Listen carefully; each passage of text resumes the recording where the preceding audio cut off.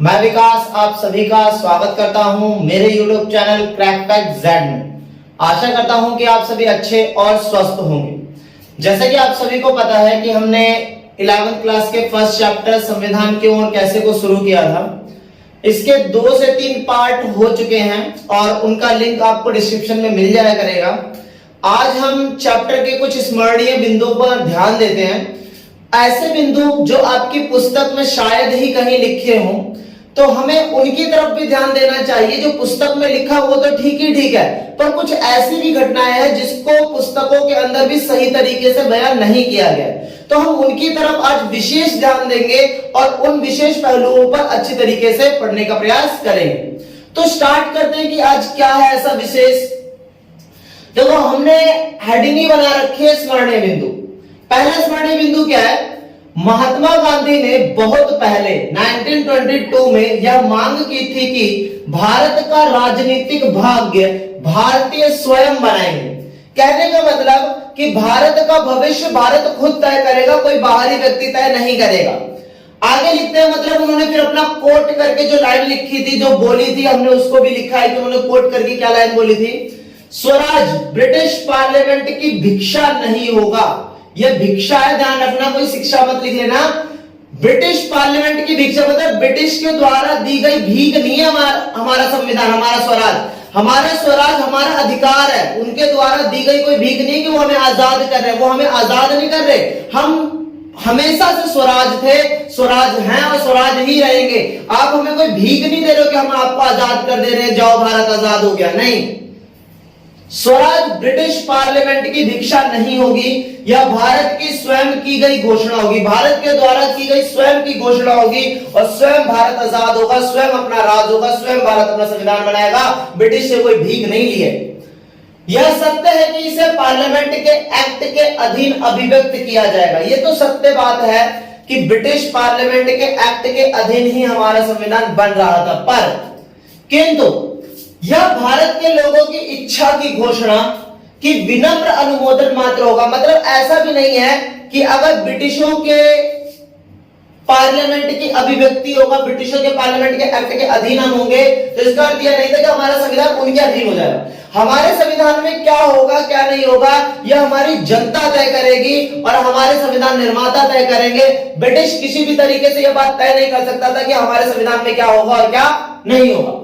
फिर आगे कहते हैं, किंतु यह भारत के लोगों की इच्छा की घोषणा की विनम्र अनुमोदन मात्र होगा, जैसा कि दक्षिण अफ्रीका संघ के मामले में क्या है। दक्षिण अफ्रीका में भी कुछ ऐसे किया गया था।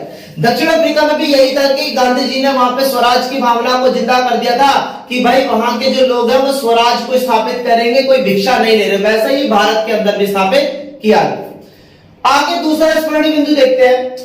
भारत में संविधान सभा के गठन का विचार वर्ष 1934 में पहली बार, इस बात पे ध्यान रखना, पहली बार एम.एन. राय ने, किसने?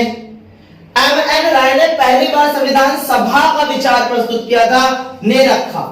राय भारत में वामपंथी आंदोलन के प्रमुख नेता थे। ये कौन से प्रमुख नेता थे? वामपंथी नेता थे।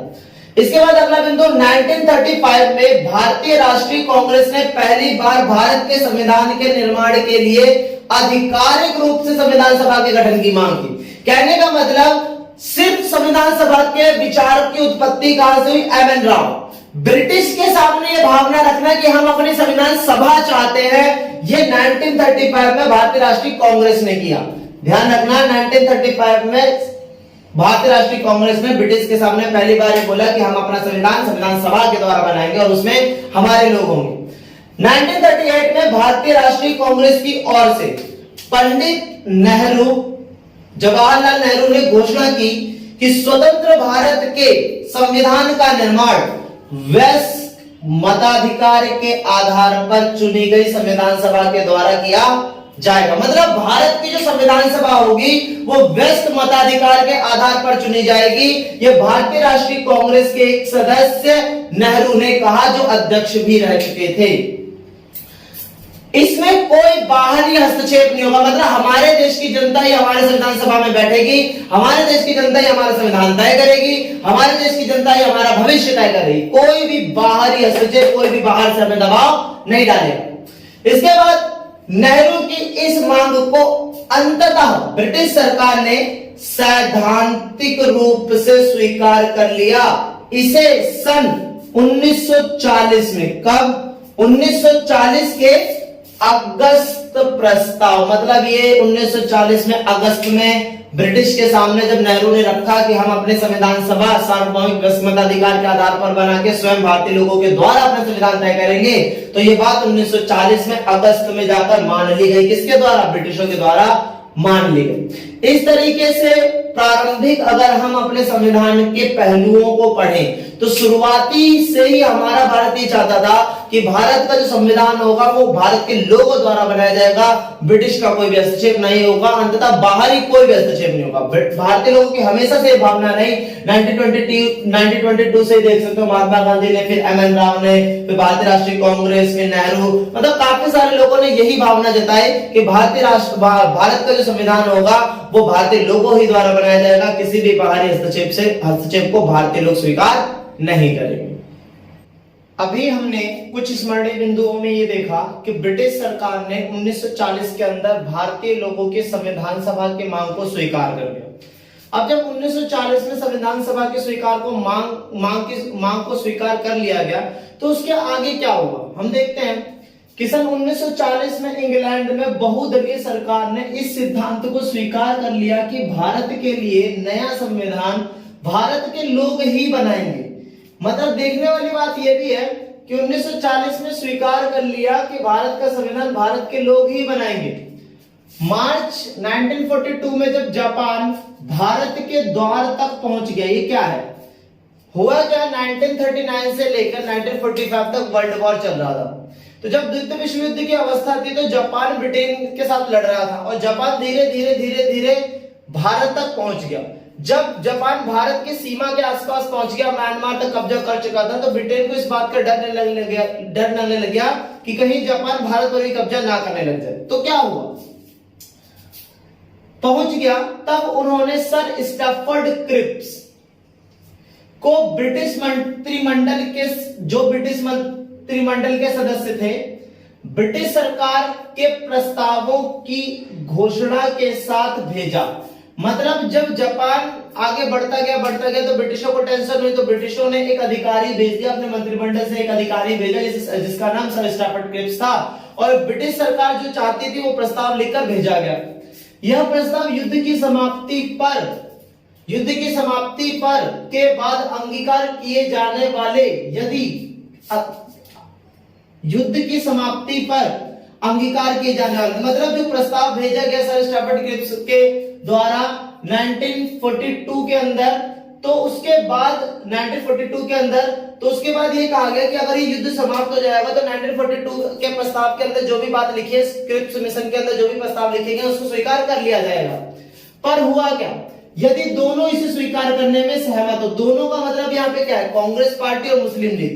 कांग्रेस पार्टी और मुस्लिम लीग के सामने प्रस्ताव रखा गया स्टैफर्ड क्रिप्स जो लेकर आए 1942 में। पर हुआ क्या, किंतु दोनों दल इन प्रावधानों को स्वीकार करने में सहमत नहीं हो सके। जब क्रिप्स प्रस्ताव लेकर आया ब्रिटेन से, तो ना ही मुस्लिम लीग ने समर्थन किया और ना ही भारत की कांग्रेस पार्टी ने। तो हुआ क्या, मुस्लिम लीग ने तो इस प्रस्ताव के बाद कुछ और बातें भी कह दी। और बातें क्या कही, मूल रूप से उन्होंने, देखो, भारत को सांप्रदायिक स्तर पर 2 स्वतंत्र राज्यों में विभाजित किया जाए और श्री मोहम्मद अली जिन्ना, प्रस्ताव आ गया, बात पूरी हो गई, और मोहम्मद अली जिन्ना ने 2 बातें रखी। पहली बात तो ये कि भारत को सांप्रदायिक स्तर पर 2 स्वतंत्र राज्यों में विभाजित कर देना चाहिए। मोहम्मद अली जिन्ना के द्वारा बताए गए कुछ प्रांतों को मिलाकर एक स्वतंत्र मुस्लिम राज्य की स्थापना की जाए जिसे पाकिस्तान कहा जाए। मतलब क्रिप्स मिशन जब असफल हो गया तो मोहम्मद अली जिन्ना ने अपनी बात 2 कदम आगे बढ़कर ये कह दी कि भारत का क्या होना चाहिए, 2 स्तर पर विभाजन होना चाहिए, सांप्रदायिक स्तर पर क्या होना चाहिए, अलग अलग होने चाहिए। अलग अलग होने के आधार पर मोहम्मद अली जिन्ना ने कुछ क्षेत्रों को चिन्हित भी किया, जैसे सिंध, बलूचिस्तान, असम, बंगाल की कुछ क्षेत्र जिनको वो पाकिस्तान के रूप में गणना चाहते थे। दूसरी बात ये कही कि एक संविधान सभा के स्थान पर 2 संविधान सभाएं होनी चाहिए। मतलब अभी तक विभाजन की बात नहीं कही, बस ये कहा कि भारत को 2 स्तर पर देखा जाना चाहिए, धर्मों के स्तर पर, और ये कहा कि एक संविधान सभा नहीं होनी चाहिए, हिंदुओं की अलग संविधान सभा होनी चाहिए और मुस्लिमों की अलग संविधान सभा होनी चाहिए। एक संविधान सभा के स्थान पर दो संविधान सभाएं होनी चाहिए, अर्थात पाकिस्तान के निर्माण के लिए पृथक संविधान सभा होनी चाहिए। मतलब पाकिस्तान के निर्माण के लिए अलग संविधान सभा और हिंदू भारत के लिए निर्माण के लिए अलग संविधान सभा। इस स्तर से ये देखा गया कि ब्रिटिशों ने ये तो बात कह दी थी कि हम आपके संविधान सभा को स्वीकार करने के लिए तैयार है, परंतु स्थिति जब मोहम्मद अली जिन्ना ने ये रख दी कि हमें अलग अलग संविधान सभाएं चाहिए, अलग राष्ट्र चाहिए, तो स्थिति ब्रिटिशों के सामने भी बहुत ज्यादा विकट हो गई और भारतीय लोगों के सामने भी बहुत ज्यादा विकट हो गई कि अब आगे हम अपने संविधान का रास्ता और अपनी आजादी का रास्ता कैसे तय करें।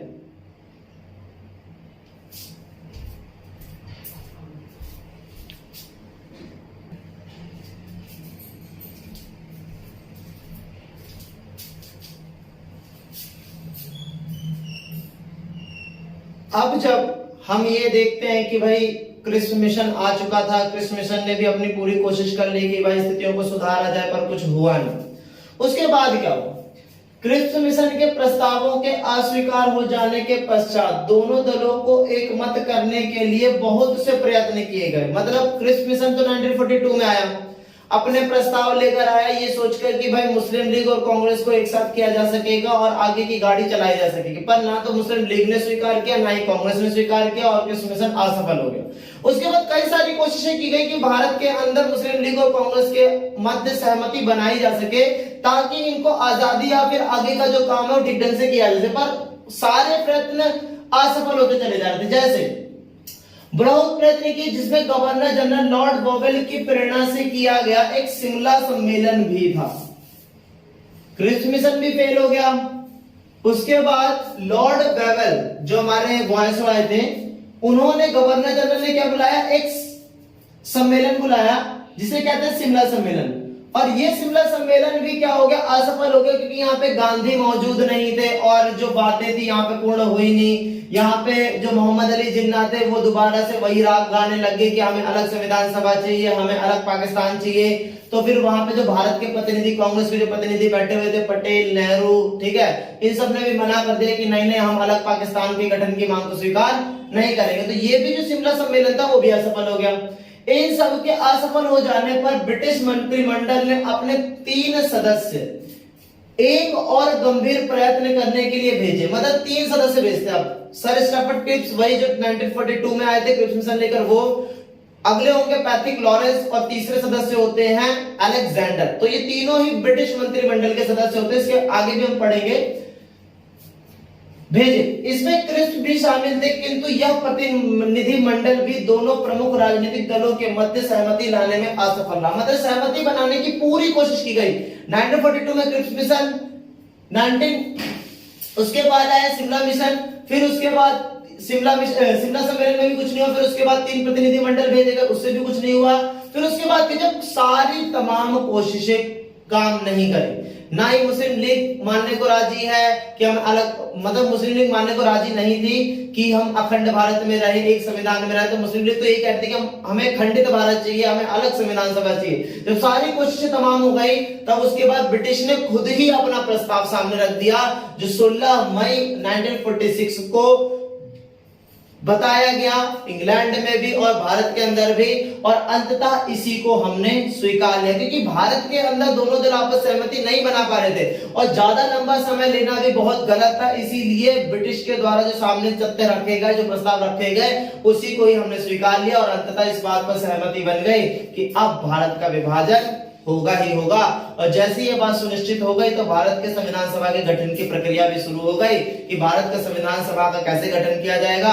तो इसके बाद हम स्मरणीय बिंदु के बाद जो अगला पॉइंट पढ़ेंगे कि भारत के संविधान सभा का गठन कैसे हुआ, तो अब हम उसको देखने का प्रयास करते हैं।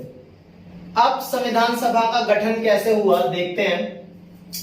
संविधान सभा के गठन के लिए कैबिनेट मिशन, हमने बात करी थी कि भाई ब्रिटिश मंत्रिमंडल से 3 लोग आए थे, सर स्टैफर्ड क्रिप्स थे, वे पैट्रिक लॉरेंस थे और अलेक्जेंडर थे। कैबिनेट मिशन की योजना इन तीनों के ही द्वारा तैयार की गई कि भारत का संविधान सभा कैसे तैयार होगा। कैसे? कैबिनेट मिशन योजना द्वारा सुझाए गए प्रस्तावों के तहत नवंबर 1946 में संविधान सभा का गठन हुआ। नवंबर में गठन हुआ और किसने सुझाया कि कैसे कैसे बनेगा? कैबिनेट मिशन के ने सुझाया कि हमारी जो संविधान सभा होगी वो कैसे बनेगी। योजना की निम्नलिखित विशेषताएं, इस योजना में क्या क्या कहा गया? पहला पॉइंट देखते हैं, संविधान सभा की कुल सदस्य संख्या 389 होनी थी। मतलब पूरे देश को कितने भागों में, सदस्यों में बांटा जाएगा, सीटों में बांटा जाएगा? 389। इनमें से 296 सीटें ब्रिटिश भारत की आवंटित की गई थी और 296 में से 292 सदस्यों का चयन 11 गवर्नरों के प्रांतों से और 4 सदस्यों का चयन मुख्य आयुक्तों के प्रांतों से होना था। मतलब 389 में से 296 सीटें ब्रिटिश प्रांत की थी। 296 में भी दो भागों में बटी हुई थी। 292 11 गवर्नर प्रांतों से आएंगी और 4 सीटें मुख्य आयुक्त प्रांतों से आएंगी। इसके बाद दूसरा पॉइंट क्या था? हर प्रांत व देशी रियासतों को उनकी जनसंख्या के अनुपात में सीटें आवंटित की जानी थी। मतलब हर प्रांत को और हर देशी प्रांत, मतलब जहां पे ब्रिटिश शासन कर रहा था, और देशी रियासत जहां पे राजा का क्षेत्र था, उनकी सीटों को जनसंख्या के आधार पर अनुपात में बांटना था। और अनुपात कैसे बैठेगा कि प्रत्येक 10 लाख लोगों पर एक सीट आवंटित हुई, कि एक सदस्य अगर संविधान सभा में बैठा है तो वो एक सदस्य अकेले एक सदस्य का प्रतिनिधित्व न करके 10 लाख लोगों का प्रतिनिधित्व कर रहा था। तीसरा, प्रत्येक ब्रिटिश प्रांत को आवंटित की गई सीटों का निर्धारण 3 प्रमुख समुदायों के बीच में होगा। मतलब जो ब्रिटिश प्रांतों की सीटें बटेंगी वो 3 मुख्य समुदायों में बटेगी। 3 मुख्य समुदायों के बीच उनकी जनसंख्या के अनुपात में किया जाना था। ये 3 समुदाय थे, मुस्लिम, सिख और सामान्य। मतलब ब्रिटिश प्रांत की जो सीटें बटने वाली थी वो 3 मुख्य समुदाय में उनकी जनसंख्या के अनुपात में बांटनी थी। चौथा पॉइंट, प्रत्येक समुदाय के प्रतिनिधियों का चुनाव प्रांतीय असेंबली में उस समुदाय के सदस्यों द्वारा किया जाना था और एकल संक्रमण मत प्रणाली के माध्यम से समानुपातिक प्रतिनिधित्व तरीके से मतदान किया जाना था। मतलब प्रत्येक समुदाय के प्रतिनिधियों का चुनाव प्रांतीय असेंबली के उस समुदाय के सदस्यों द्वारा किया जाना था और एकल संक्रमणीय मत प्रणाली के माध्यम से समानुपातिक प्रतिनिधित्व तरीके से मतदान करना था। अब ये एकल संक्रमण मत प्रणाली क्या है, समानुपातिक क्या है, ये चीज आप 3rd चैप्टर में पढ़ोगे। तो जब हमारे 3rd चैप्टर की वीडियो अपलोड होंगी तो आप वहां पर जरूर देखें, ताकि आपको ये समझ में आए कि काफी सारे सदस्यों को प्रत्यक्ष तरीके से ना भेजकर अप्रत्यक्ष तरीके से भेजा गया था। चौथा पॉइंट, 5वां पॉइंट, देशी रियासतों के प्रतिनिधि, मतलब राजा के क्षेत्र से जो प्रतिनिधि आएंगे, देशी रियासतों के प्रतिनिधियों का चयन रियासतों के प्रमुख राजाओं को करना था। राजा अपने हिसाब से किसी भी सदस्य को भेज सकता था। पर यहाँ पे एक विशेष बात है ध्यान देने वाली, नोट में मैंने लिखी है, संविधान सभा के लिए चुनाव जुलाई और अगस्त 1946 में हो रहे थे। संविधान सभा के सदस्यों का चुनाव कब चल रहा था? जुलाई से अगस्त में 1946 में हुए। इन चुनावों में भारतीय राष्ट्रीय कांग्रेस को, देखो, भारतीय राष्ट्रीय कांग्रेस को 208, मुस्लिम लीग को 73 तथा छोटे समूह व स्वतंत्र समुदायों को 15 सीटें मिली।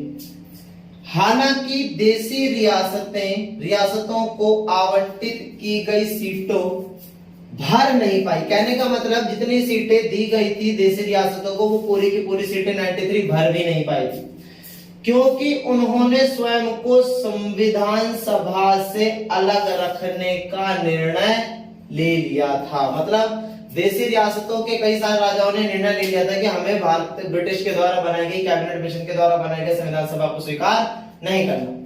यद्यपि संविधान सभा का चुनाव भारत के वयस्क मतदाताओं द्वारा प्रत्यक्ष रूप से नहीं हुआ। हमें पता है कि जो सदस्यों का चुनाव है वो डायरेक्ट हमने नहीं चुने थे, उनका चुनाव हमारे द्वारा नहीं हुआ था। 1946 में जो अप्रत्यक्ष रूप से सदस्यों को चुना गया, उन्हीं को ही बाद में संविधान सभा के सदस्य के तौर पर रखा गया। तथापि इसमें प्रत्येक समुदाय, हालांकि सार्वभौमिक वयस्क मताधिकार के आधार पर चुनाव नहीं हुआ था, पर फिर भी इस संविधान सभा के अंदर हिंदू भी था, मुस्लिम भी था, सिख भी था, पारसी भी था, आंग्ल भारतीय भी था, भारतीय ईसाई भी था, एससी भी थे, एसटी भी थे। और ध्यान देने वाली बात तो ये कि यहाँ पे महिलाएं भी थी। पर इस संविधान सभा के अंदर जो एक सबसे महत्वपूर्ण चेहरा नहीं था, जो संविधान सभा के लोगों ने भी उनको नमन करते हुए ही संविधान की प्रक्रिया को शुरू किया था, उनका नाम था महात्मा गांधी। महात्मा गांधी इस संविधान सभा के अंदर शामिल नहीं हुए थे, पर उनका आशीर्वाद समस्त संविधान सभा के सदस्यों के साथ था कि वे राष्ट्र हित को देखते हुए, समाज हित को देखते हुए संविधान सभा के अंदर वाद विवाद करेंगे और गरीब से गरीब व्यक्ति की आंखों में आंखें डालकर बात करने लायक संविधान बनाएंगे कि गरीब भी ये कह सके कि यह संविधान हमारे लिए बनाया गया है, हम इस संविधान का प्रयोग करके अपने राष्ट्रीय आकांक्षा, स्वयं की आकांक्षाएं पूरा कर सकते हैं। इस तरीके से हमने ये समझा कि भारत की संविधान सभा का गठन कैसे हुआ। उससे पहले हमने एक पूरा चरण पढ़ा था कि 1922 को पहले महात्मा गांधी ने बोला, फिर एम.एन. राव ने, फिर अलग अलग समय पर अलग अलग चीजें आती गई, द्वितीय विश्व युद्ध हुआ, फिर मतलब हमने चरणबद्ध तरीके से ये समझा कि संविधान सभा का रूप अथवा संविधान सभा का जो हम मंजर देख रहे थे वो कैसे कैसे चरणों से पहुंचा। इसी के साथ हमने ये भी समझा और इसके आगे जो भी चीजें हैं हम अब अगले पार्ट के अंदर आपके सामने प्रस्तुत करेंगे। आज जितनी भी जानकारी है बहुत गहन है, आपकी पुस्तक में भी कुछ बातें हैं और कुछ बातें नहीं है, तो कृपया इन सारी बातों को आप नोटबुक में नोट डाउन कर लें ताकि आपके पास भी एक नोट्स के रूप में ये चीजें जरूर जमा रहे। तो इस तरीके से सभी को नमस्कार।